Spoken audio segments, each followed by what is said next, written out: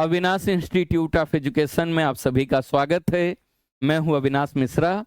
आज के इस वीडियो में हम लोग एनसीईआरटी ज्योग्राफी क्लास 12th का जो बुक है जिसका नाम है मानव भूगोल के मूल सिद्धांत, उसका पहले चैप्टर का नाम है मानव भूगोल प्रकृति एवं विषय क्षेत्र। इसके बारे में हम लोग गहराई से अध्ययन करेंगे। तो आइए लेक्चर शुरू करते हैं और समझते हैं। सबसे पहले हम लोग भूगोल की जो शाखाएं हैं उसके बारे में अध्ययन करेंगे।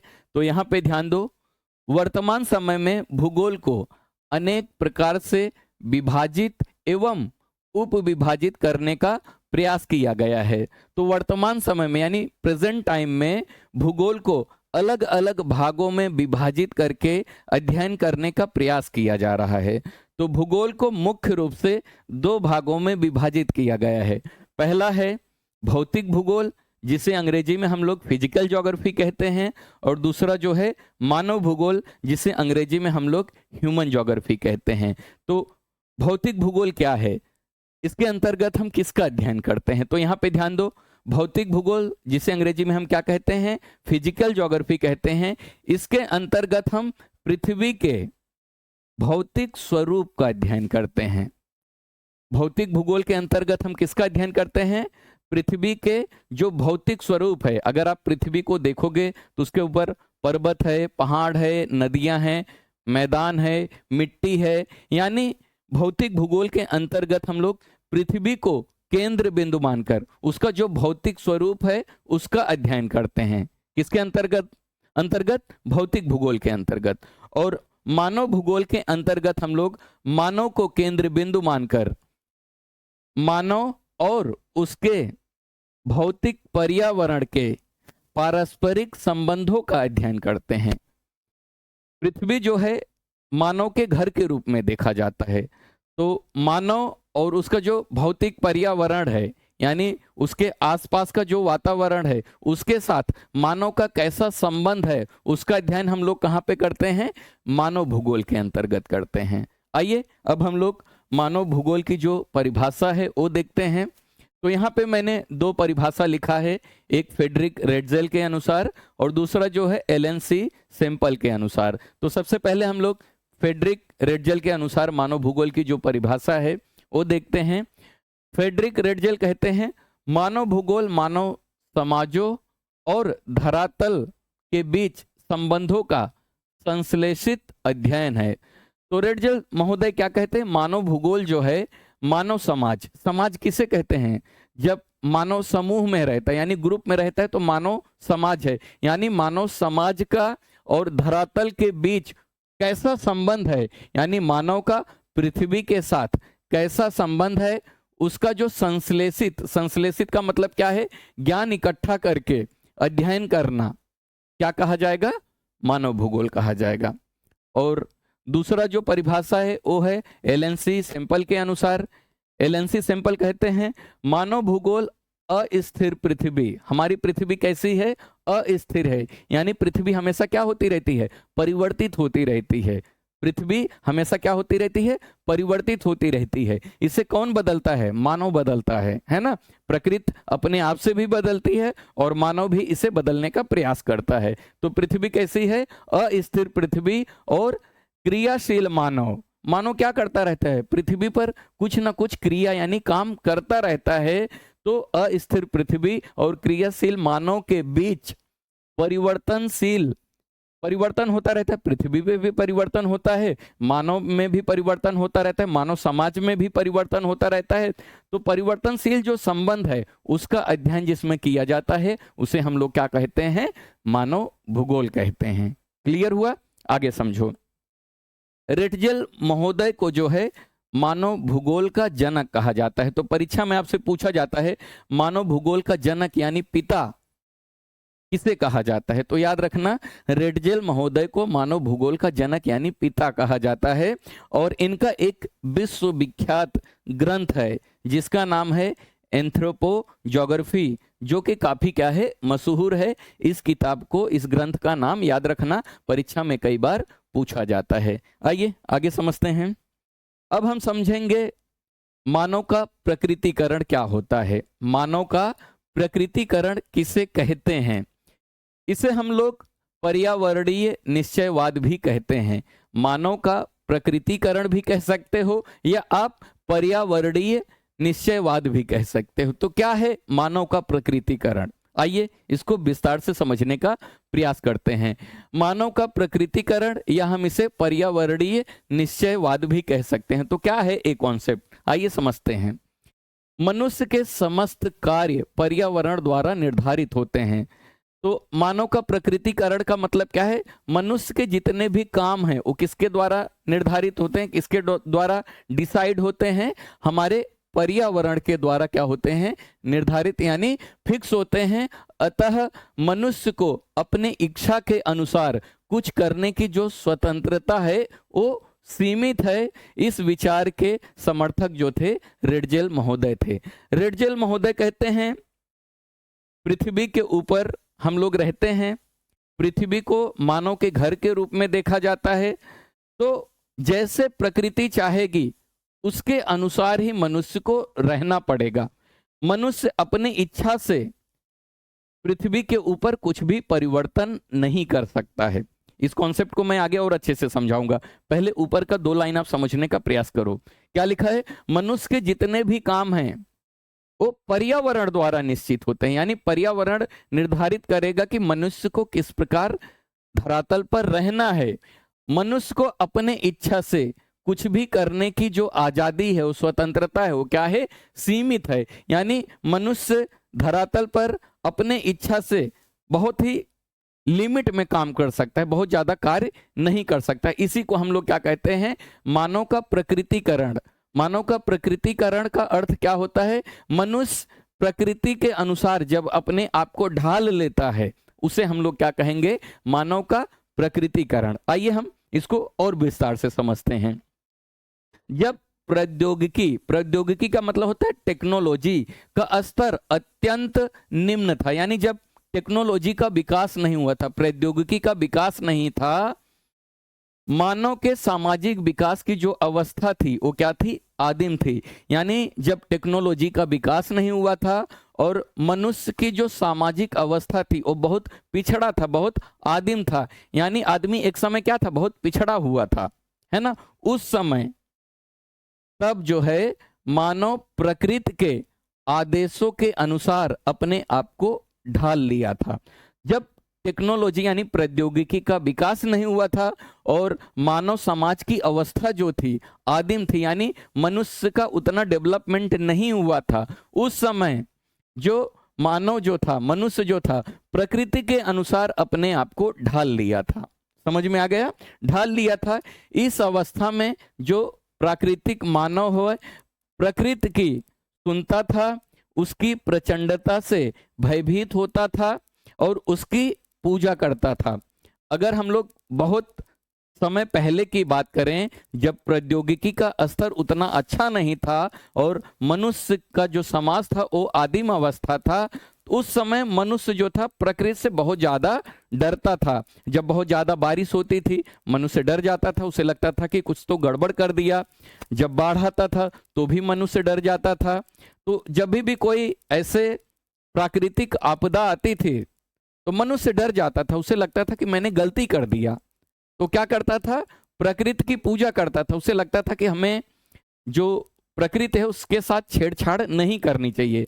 तो आदिम अवस्था में जो मनुष्य थे वो प्रकृति के साथ बहुत ज्यादा छेड़छाड़ नहीं करते थे। वो लोग अपने आप को उसी के अनुसार क्या किया था? ढाल लिया था। और मनुष्य क्या करता था? प्रकृति की सुनता था और उसकी जो प्रचंडता है, जो प्राकृतिक आपदा है वो आती थी तो बड़ा भयभीत हो जाता था, बहुत डर जाता था और क्या करता था? प्रकृति की पूजा करता था। विश्व में आज भी ऐसे समाज हैं जो प्राकृतिक पर्यावरण के साथ पूर्णता सामंजस्य बनाए हुए हैं और प्रकृति एक शक्तिशाली बल, पूज्य व सत्कार योग्य बनी हुई है। तो आज की बात की जाए, आज भी ऐसे बहुत समाज पाए जाते हैं जो जंगलों में रहते हैं, जो पूरी तरह से अपना जीवन प्रकृति के अनुसार बिताते हैं, यानी प्रकृति को बदलने का प्रयास नहीं करते। आज के समय की बात किया जाए, मनुष्य क्या कर रहा है? जंगलों को काट दे रहा है, बढ़िया बढ़िया घर बना रहा है, रोड बना रहा है, रेलवे स्टेशन बना रहा है, यानी मनुष्य की जो जरूरतें है उसको पूरा करने के लिए पर्यावरण को बदलता चला जा रहा है। लेकिन आज भी ऐसा समाज है, मानव समाज है, जो जंगलों में रहती है, प्रकृति के अनुसार रहती है। आपने देखा रहेगा बहुत साल पहले, 50-60 साल पहले अगर जाएंगे तो लोग गांव में रहते थे, मिट्टी का घर बनाते थे और प्रकृति के अनुसार अपने आप को ढाल के रखते थे। तो उसी को हम लोग क्या कहते हैं, मानव का प्रकृतिकरण। यानी जब मनुष्य अपने आप को प्रकृति के अनुसार ढाल लिया था, रखा था, ऐसे समय को हम लोग क्या कहते हैं, मानव का प्रकृतिकरण कहते हैं। आज भी ऐसी समाज है जो अपने आप को प्रकृति के अनुसार रखी हुई है और प्रकृति की जो शक्तिशाली बल है उसे समझती है, उसकी पूजा करती है, उसका सत्कार करती है और अपने सतत पोषण हेतु मनुष्य प्राकृतिक संसाधनों पर प्रत्यक्ष रूप से निर्भर है। मानव क्या करता है, अपनी आवश्यकताओं को प्रकृति से ही लेता है। तो प्रकृति को माता मानता है ना, धरती माता हम लोग कहते हैं।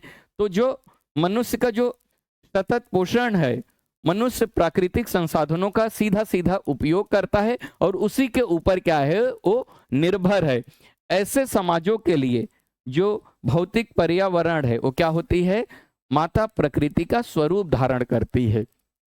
भारत के लोग जो है धरती को माता क्यों कहते हैं, क्योंकि प्रकृति से जो मिला है हमें सब मिला है। यानी जब मानव समाज प्रकृति के अनुसार अपने आप को ढाल लिया है, ऐसे समाज को हम लोग क्या कहते हैं, मानव का प्रकृतिकरण कहते हैं, या इसे हम लोग पर्यावरणीय निश्चयवाद भी कहते हैं। और इसका समर्थन जो है किसने किया था, रेडजेल महोदय ने किया था। अब आइए आगे समझते हैं।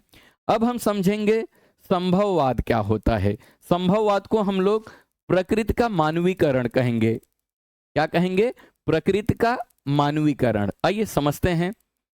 मनुष्य अपने पर्यावरण में परिवर्तन करने में समर्थ है तथा प्रकृति प्रदत्त अनेक संभावनाओं को अपनी इच्छा के अनुसार उपयोग कर सकता है। तो संभववाद के अनुसार, संभववाद जो संकल्पना है, इसके अनुसार क्या कहा जा रहा है, इसे हम लोग प्रकृति का मानवीकरण भी कह सकते हैं। इसके अनुसार जो है मनुष्य अपने पर्यावरण में क्या कर सकता है, परिवर्तन करने में समर्थ है या सक्षम है। आज का मनुष्य क्या कर रहा है, अपने प्राकृतिक पर्यावरण को बदल दे रहा है। पहले गांव में जाओगे तो देखते होगे कि वहां पे जंगल हुआ करता था। आज का जो मनुष्य है वो क्या कर रहा है, जंगलों को काट दे रहा है। जंगलों को काट के अपने आवश्यकता के अनुसार चीजों को बना रहा है, उनकी जो संभावनाएं हैं उसे बना रहा है। लोग घर बना रहे हैं, रेलवे स्टेशन बना रहे हैं, बाजार बना रहे हैं, है ना, ये सब काम कर रहे हैं। तो यहाँ पे क्या लिखा है, संभववाद के अनुसार मनुष्य क्या कर सकता है, पर्यावरण में परिवर्तन कर सकता है और प्रकृति प्रदत्त यानी प्रकृति के जो दी हुई चीज है उन संभावनाओं को अपनी इच्छा के अनुसार उसका क्या कर सकता है, उपयोग कर सकता है। इसका समर्थक जो है किसने किया था, विडाल डी लाप्लास ने किया था। विडाल डी लाप्लास क्या कहते हैं, संभववाद का समर्थन करते हैं। तो संभववाद क्या है, आइए इसे जरा विस्तार से समझते हैं। प्रौद्योगिकी का मतलब होता है टेक्नोलॉजी। किसी समाज के सांस्कृतिक विकास के स्तर की सूचक होती है। कोई समाज आगे कब बढ़ता है, जब वहां पे टेक्नोलॉजी बढ़ जाए। यानी जो प्रौद्योगिकी है किसी भी समाज के सांस्कृतिक विकास के स्तर का क्या होता है, सूचक होता है। मानव प्रकृति के नियमों को बेहतर ढंग से समझने के बाद प्रौद्योगिकी का विकास कर पाया है। तो मनुष्य ने क्या किया, पहले प्रकृति को समझा, जब प्रकृति को अच्छे से समझ लिया उसके बाद मनुष्य ने प्रौद्योगिकी यानी टेक्नोलॉजी का विकास करना आरंभ कर दिया।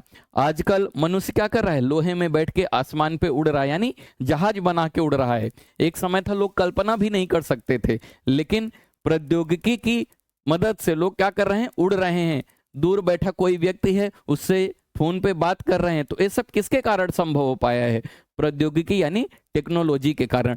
तो जब मनुष्य प्रकृति को अच्छे तरीके से समझ लिया तब मनुष्य ने क्या किया, प्रौद्योगिकी का विकास करना आरंभ कर दिया। समय के साथ साथ लोग अपने पर्यावरण और प्राकृतिक बलों को समझने लगते हैं। अपने अर्जित ज्ञान के बल पर तकनीकी और कौशल के विकसित करने में समर्थ होते जाते हैं। तो मनुष्य क्या करता है, धीरे धीरे अपने पर्यावरण और प्राकृतिक बलों को समझने लगते हैं और फिर ज्ञान अर्जित करते हैं, और ज्ञान अर्जित करने के बाद तकनीकी टेक्नोलॉजी स्किल जो कौशल है उसे विकसित करने में समर्थ हो जाते हैं। धीरे धीरे लोगों का ज्ञान बढ़ने लगता है, यानी मनुष्य का समय के साथ ज्ञान बढ़ने लगा। इस तरह सामाजिक और सांस्कृतिक विकास के साथ साथ लोग अधिक सक्षम और प्रौद्योगिकी का विकास करते हैं। तो जब मनुष्य प्रकृति को बेहतर ढंग से समझ गया और समय के साथ ज्ञान प्राप्त किया, ज्ञान प्राप्त करने के बाद अपने प्राकृतिक पर्यावरण में क्या करने लगा, परिवर्तन करने लगा। किसकी सहायता से, प्रौद्योगिकी की सहायता से, यानी टेक्नोलॉजी की सहायता से। वे अभाव की अवस्था से, पहले के लोगों में क्या था, अभाव था यानी कमी थी। पहले के लोगों के पास मोबाइल था, एसी था, कूलर था, बेड था, अपना खुद का पक्का घर था, नहीं था, लोगों का अभाव था। लेकिन लोग प्रौद्योगिकी का विकास करके अभाव की अवस्था से वे स्वतंत्र की ओर क्या होने लगे, अग्रसर यानी आगे बढ़ते गए। वास्तव में पर्यावरण से प्राप्त संसाधन ही संभावनाओं को जन्म देते हैं, यानी जो भी चीज हमें पर्यावरण से मिलते हैं उसी का उपयोग करके हम लोग कुछ ना कुछ बनाते हैं। जैसे लोगों ने क्या किया, पेड़ की कटाई की तो उससे फर्नीचर बनाया, जमीन से लोहा निकाला तो लोहे की बहुत अलग अलग वस्तुएं बनाई। तो अनेक संभावनाओं को उन्होंने क्या किया, जन्म दिया। मानवीय क्रियाएं सांस्कृतिक भूदृश्य की रचना करती है। तो यहाँ पे बताया जा रहा है जो मनुष्य है वो क्या करता है, अपने समाज के रचना करती है, यानी धीरे धीरे पृथ्वी के ऊपर परिवर्तन करना चालू कर देती है।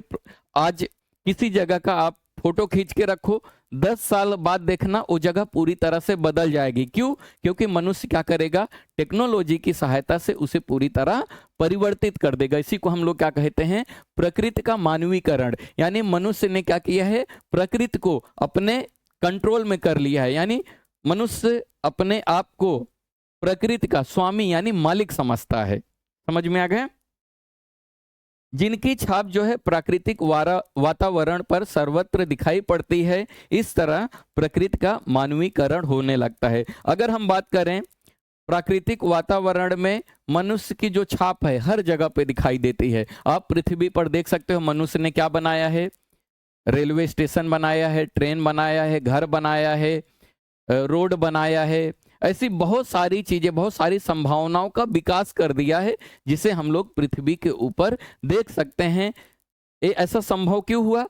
ये सब संभववाद के कारण, यानी मनुष्य ने क्या किया, प्रकृति का प्रयोग करके, टेक्नोलॉजी का प्रयोग करके, ज्ञान का प्रयोग करके अपने आप को प्रकृति का मालिक यानी स्वामी समझने लगा, मालिक समझने लगा और उसका उपयोग करने लगा।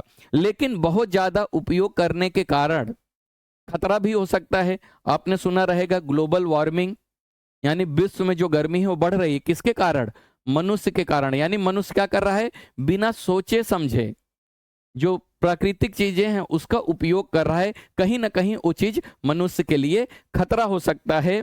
अगर मैं बात करूं प्रकृति का मानवीकरण, इस समय जब मानव जो था आदिम अवस्था में था, उस समय मनुष्य अपने आप को प्रकृति का दास यानी गुलाम समझता था और प्रकृति को स्वामी मानता था, मालिक मानता था। लेकिन जैसे ही लोगों का ज्ञान बढ़ा, प्रकृति का क्या हो गया, मानवीकरण हो गया और लोग प्रकृति का प्रयोग करने लगे। आप देख रहे हो जमीन के नीचे से अंधाधुंध तेल को निकाला जा रहा है। एक समय क्या हो जाएगा, तेल पूरी तरह से जमीन के अंदर से खत्म हो जाएगा।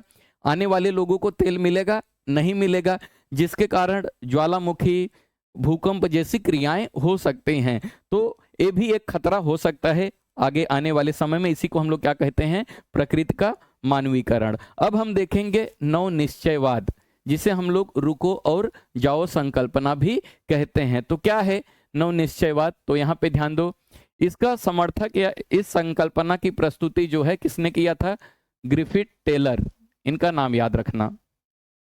नव निश्चयवाद जिसे हम लोग क्या कहते हैं, रुको और जाओ, इस संकल्पना को किसने प्रस्तुत किया था? ग्रिफिथ टेलर ने किया था। एक नई संकल्पना है जो दो विचारों से बनी हुई है, जिसे हम लोग पर्यावरणीय निश्चयवाद और दूसरा जो है संभववाद के बीच यानी मध्य मार्ग को परिलक्षित करती है। नव निश्चयवाद जो है दो विचार यानी पर्यावरणीय निश्चयवाद और संभववाद के बीच का मार्ग है, यानी एक ऐसा रास्ता निकाला जाए जिससे प्रकृति को नुकसान भी ना पहुंचे और मानव को भी ना नुकसान पहुंचे। इसे ही हम लोग क्या कहेंगे? नव निश्चयवाद। तो क्या है नव निश्चयवाद? आइए समझते हैं। उन्होंने इसे नव निश्चयवाद अथवा रुको और जाओ निश्चयवाद का नाम दिया है। तो ग्रिफिथ टेलर ने क्या किया है?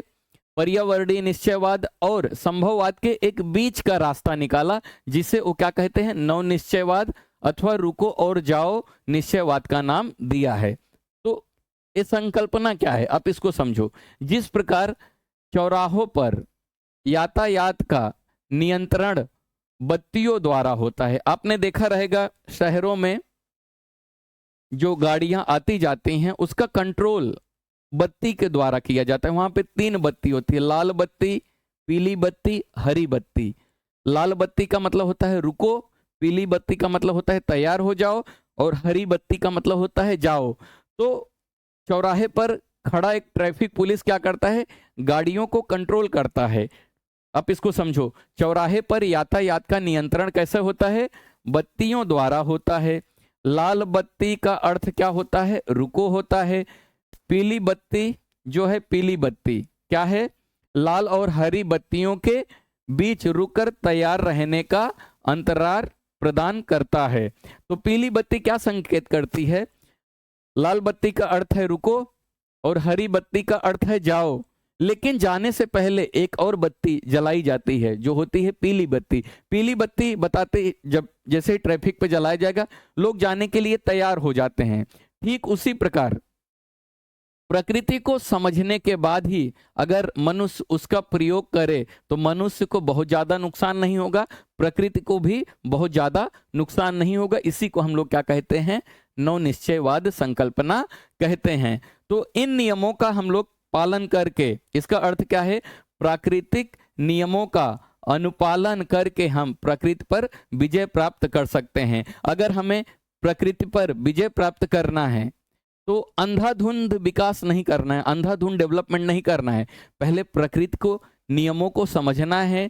जब प्रकृति हमें हरी बत्ती दिखाएगी तब हम आगे बढ़ेंगे, जब लाल बत्ती दिखाएगी तो हम रुक जाएंगे, यानी उसका प्रयोग नहीं करेंगे। क्योंकि अगर हम लोग प्रकृति का अंधाधुंध विकास करते जाएंगे, उसका प्रकृति का बहुत ज्यादा प्रयोग करेंगे, तो आने वाले समय में जो मानव समाज है उसके लिए खतरा हो सकता है। तो बीच का नियम यही है कि पहले हमें प्रकृति का क्या करना पड़ेगा? परमिशन लेना पड़ेगा। अगर प्रकृति हमें परमिशन देती है तभी हम लोग प्राकृतिक चीजों का प्रयोग करेंगे। ठीक है। और जब प्रकृति रूपांतरण की स्वीकृति दे तो वे अपने विकास के प्रयत्नों में आगे बढ़ सकते हैं। पहले हमें उन संभावनाओं को देखना पड़ेगा। अगर प्रकृति हमें आगे बढ़ने की परमिशन दे रही तो हम उन संभावनाओं का प्रयोग करेंगे, लेकिन अगर उससे कोई नुकसान हो रहा है तो हम वहीं पे रुक जाएंगे, उससे आगे बढ़ेंगे नहीं। जैसे बहुत ज्यादा अधिक पेड़ों की कटाई का कारण क्या है? ग्लोबल वार्मिंग, यानी विश्व में गर्मी बढ़ रही है। तो अब हमें पेड़ों की कटाई क्या करनी पड़ेगी? बंद करनी पड़ेगी और पेड़ ज्यादा से ज्यादा लगाने पड़ेंगे, है ना। जब पेड़ बहुत ज्यादा उग जाएंगे फिर हम उसका प्रयोग करें। यानी प्रकृति के परमिशन के बिना हम आगे नहीं बढ़ सकते हैं। जब प्रकृति हमें परमिशन दे तभी हम आगे बढ़ेंगे। तो इसी संकल्पना को हम लोग क्या कहते हैं? नव निश्चयवाद कहते हैं। इसका तात्पर्य है कि उन सीमाओं में जो पर्यावरण की हानि ना करती हो संभावनाओं को उत्पन्न किया जा सकता है। यानी प्रकृति में जितने भी चीजें हैं हम उन्हीं चीजों का उपयोग करेंगे जिसका ना तो मनुष्य समाज पे नुकसान हो और ना ही हमारे पृथ्वी को कोई नुकसान पहुंचे। इसी को हम लोग क्या कहते हैं? नव निश्चयवाद संकल्पना कहते हैं। अब हम समझेंगे मानव भूगोल के कुछ उपक्षेत्र जो आपको परीक्षा में पूछे जाते हैं। तो जैसा मैंने आपको बताया कि भूगोल को अलग अलग भागों में विभाजित करके अध्ययन करने का प्रयास किया जा रहा है। तो मानव भूगोल के कुछ उप क्षेत्र हैं जिनका नाम है व्यवहारवादी भूगोल, सामाजिक कल्याण का भूगोल, अवकाश का भूगोल, सांस्कृतिक भूगोल, लिंग भूगोल, ऐतिहासिक भूगोल, चिकित्सा भूगोल, निर्वाचन भूगोल, सैन्य भूगोल, संसाधन भूगोल, कृषि भूगोल, पर्यटन भूगोल, विपणन भूगोल तथा उद्योग भूगोल। तो भूगोल को अलग अलग भागों में क्या किया जा रहा है, विभाजित करके भूगोल को अध्ययन करने का प्रयास किया जा रहा है। तो वीडियो कैसा लगा कमेंट करके जरूर बताइएगा। मैंने एनसीईआरटी ज्योग्राफी क्लास 12th का जितना भी लेक्चर है मैंने एक प्लेलिस्ट बना दिया है, मानव भूगोल का मूल सिद्धांत। आप वहां पे जाके प्लेलिस्ट में पूरा वीडियो देख सकते हैं, नहीं तो आपको नीचे डिस्क्रिप्शन में उसका लिंक मिल जाएगा। वीडियो कैसा लगा कमेंट करके जरूर बताइएगा, और अगर अभी तक इस चैनल को आपने सब्सक्राइब नहीं किया तो कर लीजिए। वीडियो देखने के लिए धन्यवाद।